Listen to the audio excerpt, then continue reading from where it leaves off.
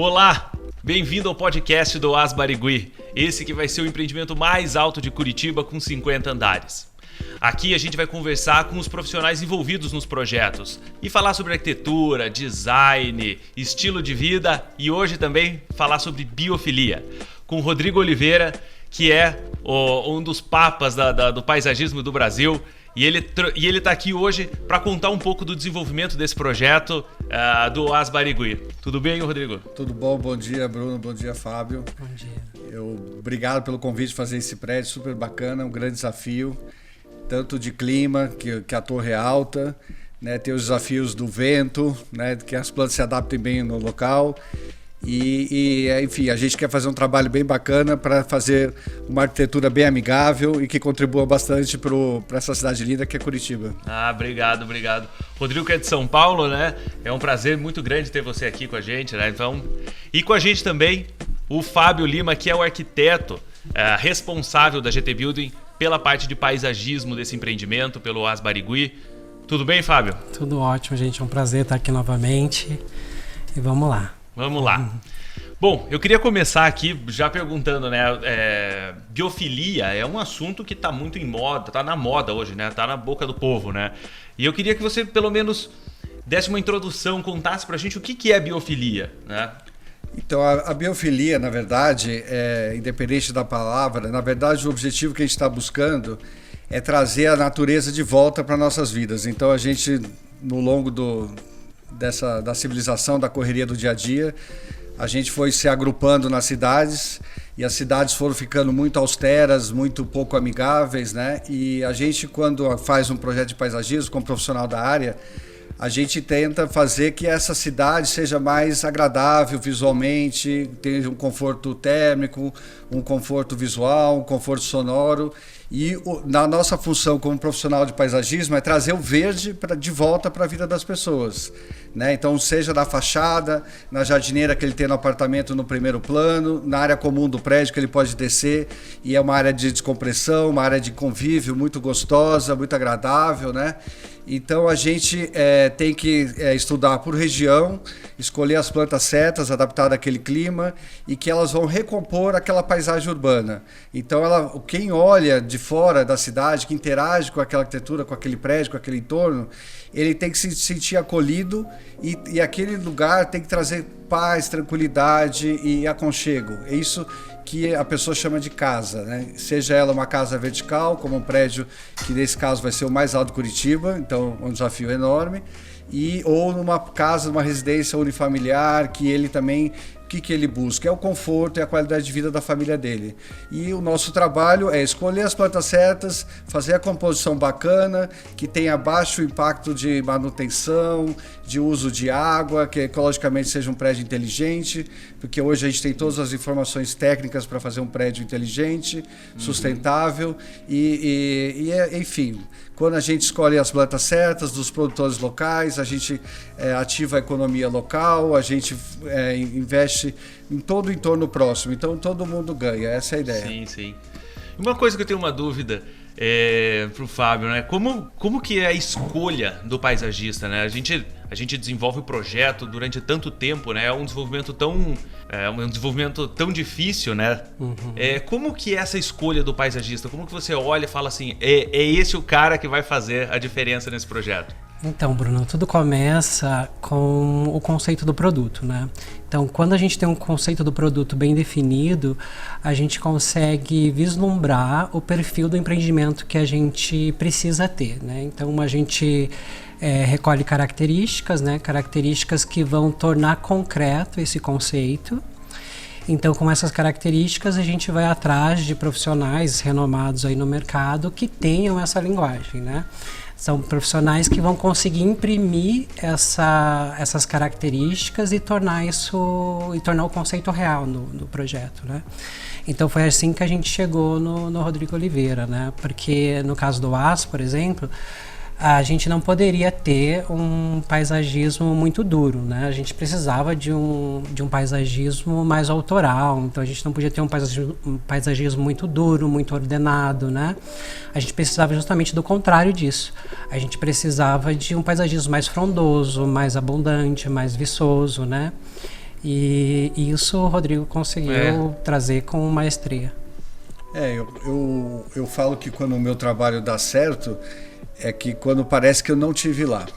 Que parece, então, se você entra num prédio, num parque, numa casa, e as pessoas perguntam, nossa, que sorte, já tinha esse jardim, já existia esse verde nesse lugar.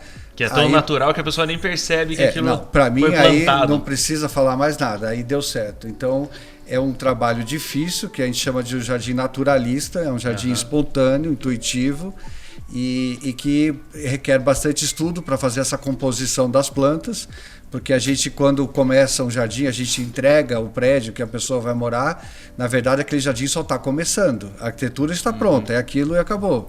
E o jardim, ele só está começando, então a gente tem que pensar em jardim daqui a 5, 10, 15, 20 anos, como ele vai ficar, se ele vai ficar interessante ou ele vai virar uma coisa horrorosa. Então é uma responsabilidade, né? E fazer o jardim espontâneo naturalista de uma maneira que as plantas uma não cubra a outra e que tem uma ordem visual e uma harmonia estética é o grande desafio da gente profissional do paisagismo. E assim, eu acho que vocês conseguiram fazer muito bem, porque todo mundo que vê aquelas, principalmente a área do 5º pavimento, do 25º, que tem realmente uma vegetação muito abundante, né? Você olha isso foi bem você retratado, dá aquela sensação verdade, muito bacana, né? Isso a gente conseguiu retratar muito bem no projeto. Com árvores de portes grandes, né? Um porte muito grande das árvores que foram colocadas ali, eu acho que é um grande diferencial mesmo. O volume também, as cores, né? Então acho que isso tudo contribuiu bastante para a gente conseguir trazer o oásis, né, e conseguir imprimir esse conceito do oásis realmente ali no empreendimento. Uma coisa que eu queria saber também, Rodrigo, você é engenheiro agrônomo. Como que você caiu no mundo do paisagismo, né? Como que você começou? Porque não é muito natural isso, né, do engenheiro agrônomo se trabalhar nessa área, né? Por coincidência, ontem estava com uns amigos de infância e eu trabalho na área já há 29 anos. Então, quando eu escolhi ser paisagista, na verdade, eu desde criança já queria ser paisagista. Então, foi uma coisa que eu sempre fui apaixonado e dei sorte de conseguir concretizar e correr atrás, e foi bem bacana. Mas é difícil uma criança falar que vai ser paisagista, né? É difícil. Eu queria ser astronauta, né? É difícil, e naquela época não tinha profissão de ser paisagista. Então, eu morei no Paraná, dos 2 aos 12 anos de idade, e naquela época eu que cuidava do jardim, todas as casas que nós moramos eu que plantei a grama, as árvores todas.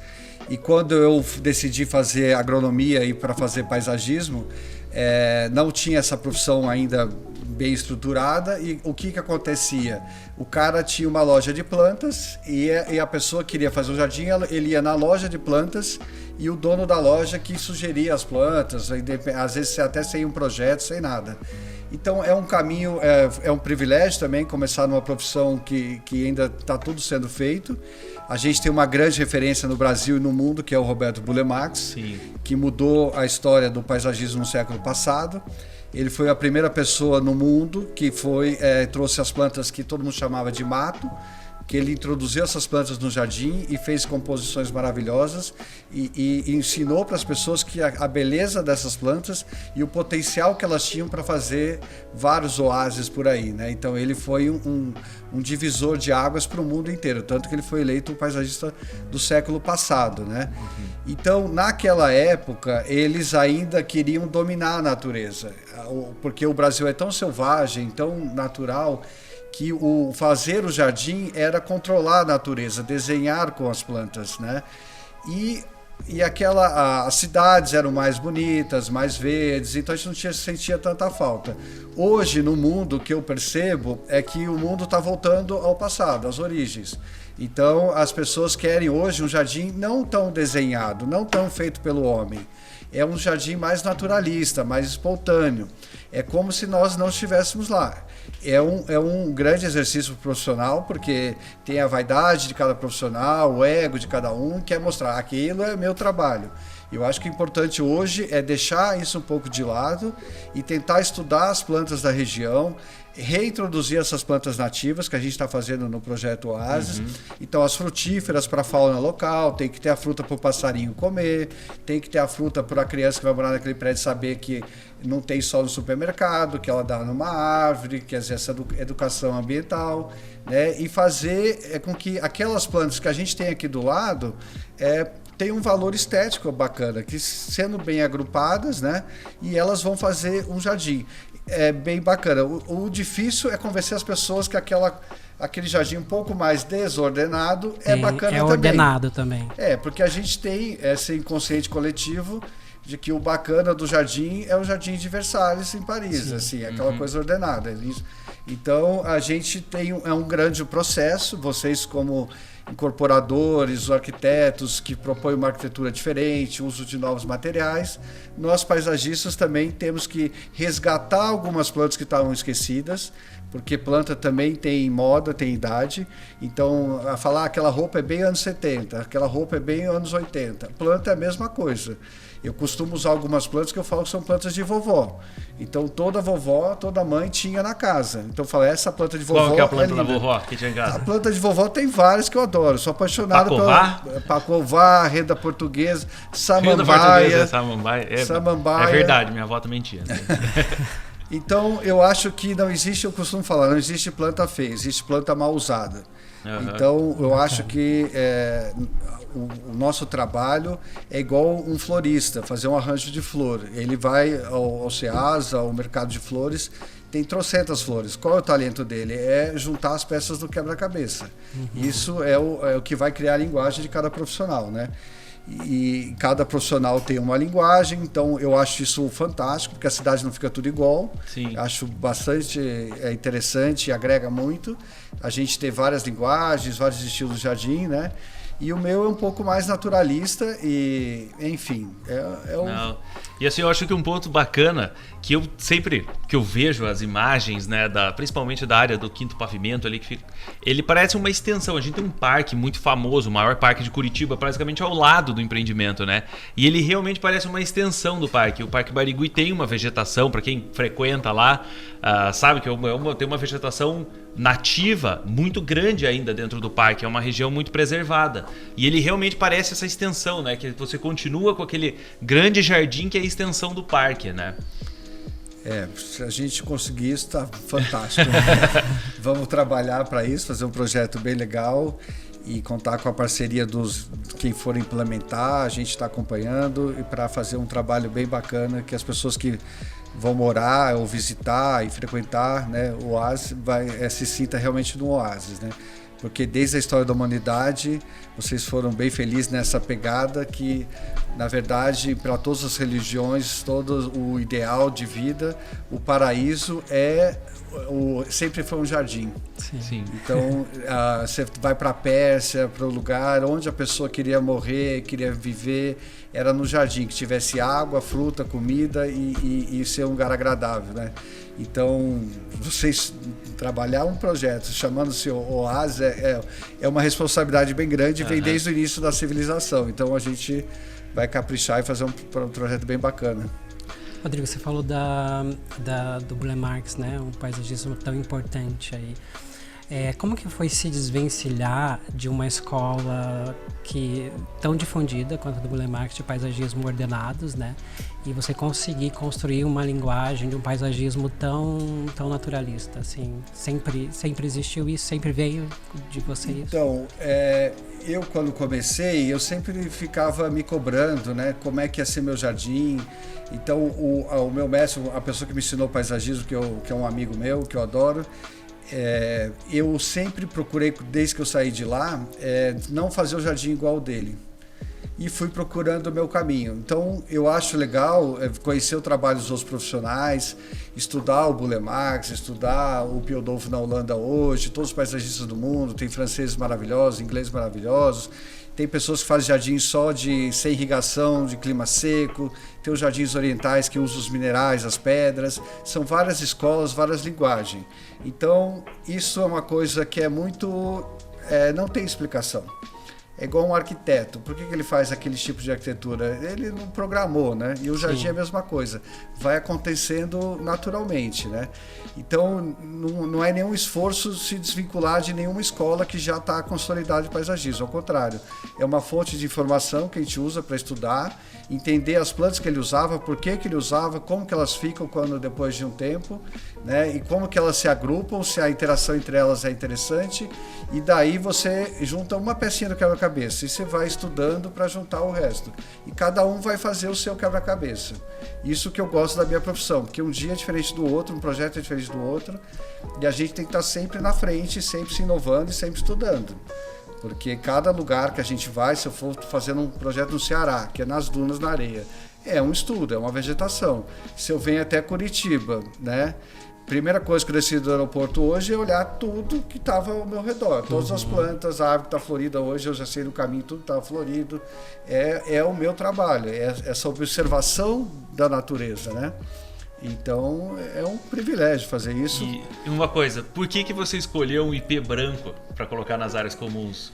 Então, o IP branco, a gente tem até uma brincadeira no escritório, porque eu adoro o IP branco, porque pela simplicidade dele, é uma árvore longilínea, não tem a raiz agressiva, ela pode ficar sobre laje, é uma planta nativa, e quando está na florada dela, que dura uns 10 dias, uma semana, 10 dias, parece que está nevando, então cai todas as folhas brancas caindo. O efeito é lindo, né? Então a gente vai para o Japão, existe hoje em dia o turismo do paisagismo, você vai para o Japão para ver a florada das cerejeiras, o mundo inteiro vai para lá. Aí você vai para o hemisfério norte. Não precisava, sabia que aqui em Curitiba também tem. Tem. Eu vi as tão floridas agora no caminho. Então, as cerejeiras hoje, ali na praça do Japão. A gente tem as cerejeiras aqui. A gente tem que começar a fazer propaganda disso para o pessoal parar de viajar para o Japão e vir para Curitiba, né? Então, Rodrigo, tem outra questão também que é as benesses, né, da proximidade da natureza com o ser humano ali, né? Que acredito que hoje, cada vez mais, isso é uma premissa que as pessoas vêm buscando, né? Essa proximidade com a natureza, né? Inclusive, tem vários estudos que demonstram que a proximidade com a natureza, né? Mesmo que numa escala menor, você tem redução de pressão arterial, de cortisol, né? De estresse, de ansiedade também, né? Então isso mostra a importância do paisagismo, não só como fatores ambientais, mas também como psicológicos e fisiológicos, né? Não tem dúvida do paisagismo. Hoje ele tomou uma importância muito grande, tanto é que a casa do século XX era uma casa fechada, com as janelas nos requadros pequenos, além da janela ser estreita, pequena, tinha uma cortina na frente, tinha a casa da vovó que você ia lá, nem abria a janela. Hoje as casas, a arquitetura do século XXI, elas são hoje vidro, piso, teto, a casa toda é voltada para o jardim. Então ele hoje, o jardim é um protagonista, ele é uma coisa muito importante. Porque o ser humano sente falta disso. Então, às vezes, a gente viaja para ficar num lugar no silêncio, para ouvir o barulho do vento. Sim. Isso faz... E paga caro, né? Paga caro uma fortuna. Hoje, o turismo exclusivo, o turismo depois da pandemia, que as pessoas não querem mais viajar e se aglomerarem num grande resort, ela paga um ticket muito mais caro para ir num lugar que ela e o vento.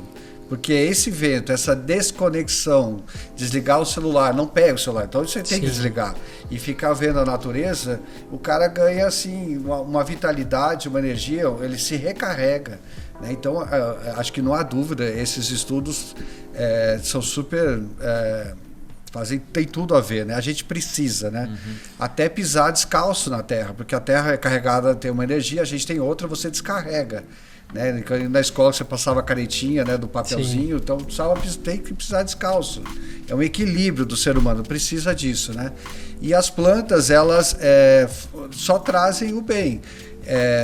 Pode ter, por exemplo, uma pessoa pode ter uma rinite alérgica a pólen, pode ter uma alergia, mas é uma coisa que é congênita, que é dela, né? Então, mas no geral, estar num jardim é fantástico, é um privilégio. A gente tem várias tendências aí, né? Inclusive até no interiores, né? A questão do urban jungle, né? Que as pessoas trazem a vegetação para dentro dos seus espaços, justamente por trazer todas essas benesses aí que a gente tem comentado, né? E a gente não precisa nem de estudos para isso, né? A gente pode ver até aí na nossa rotina mesmo, quando a gente sai aqui da nossa selva urbana, né? Tem um período aí de férias e consegue ir para um lugar que a gente consiga ficar mais imerso na natureza, como a gente relaxa, como a gente se transforma, né? Então realmente é muito importante. E eu acho que um fator muito importante do empreendimento também foi a utilização dessas floreiras, né, dentro dos apartamentos, né? Não é só um vaso realmente que está ali na varanda do apartamento, tem realmente uma vegetação muito bacana nas sacadas, nas varandas. Eu queria vocês comentassem um pouco sobre a manutenção disso, a irrigação desses espaços, a irrigação dessas plantas, como vai funcionar? O Rodrigo acho que vai falar bem essa questão mais técnica, mas eu queria falar um ponto importante disso que você falou, que é a questão que a gente, na arquitetura, chama de gentileza urbana, né? Sim. Que é quando você não tem necessariamente a obrigação de trazer isso nos seus projetos, mas quando você traz elementos que favoreçam o urbanismo, que favoreçam o paisagismo, que favoreçam a vizinhança, isso acaba se tornando um mimo, né? Um mimo ali para aquela região, para aquele Sim. entorno. É uma gentileza urbana que você traz. Hoje, com toda a tecnologia que tem, então a água é um recurso que a gente acha que é infinito, mas ele, se não for bem cuidado, é finito, né? Então a água tem que ser tratada com cuidado, né? Então a gente, quando propõe um jardim em todos os andares, né, e leva isso para o empreendimento, a irrigação hoje ela é feita por micro gotejadores, então não há desperdício de água. A quantidade de água, a planta é como o ser humano, ela precisa beber água todo dia, você não joga uma vez por semana. Uhum. Porque a terra vai estar tudo na planta, funciona fisiologicamente via água. Então você pode ter o melhor solo, a melhor terra, o melhor adubo, se não tiver água para levar o nutriente do solo para a planta, não há vegetação que sobreviva. Então, a escolha de um material de plantio bom, a irrigação por gotejamento, vai diminuir a manutenção desse empreendimento, né? Então, as plantas, elas ajudam inclusive, a diminuir a poluição nas cidades, né? Porque a poluição se deposita, né? E as plantas, enfim, fazem esse trabalho, né? de equilíbrio da natureza. E a irrigação é um fator que a pessoa, não, mas imagina irrigar esse prédio inteiro, para que isso? Para quê? O consumo de água é muito pequeno, pode ser uma água de reuso. E que nesse caso do AS é uma água que é o reuso da água da chuva, né? Exato, então a gente tem um material que a gente está reaproveitando e o que a gente está contribuindo, né, como o Fábio falou, como gentileza urbana para a cidade, como um prédio verde. Imagina se todos os prédios, a partir de agora, fosse obrigatório a nova lei, tivesse um pouco mais de verde nas fachadas. Por exemplo, 20% da fachada tem que ser verde. O que a cidade não ganha?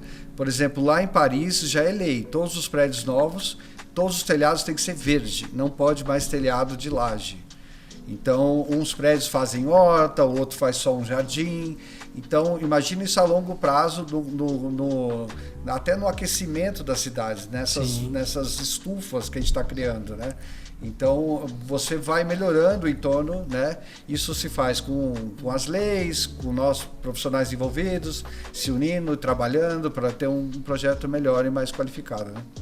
E eu acho que a gente tem um desafio muito grande, né? Com 50 pavimentos, a escolha das plantas que vão ficar lá em cima, né? Porque existe uma diferença muito grande. A gente tem um jardim vertical no embasamento da torre, mas as plantas são completamente diferentes daquelas usadas lá no 50º andar, né? A questão do vento, a questão de diferentes de insolação, acho isso...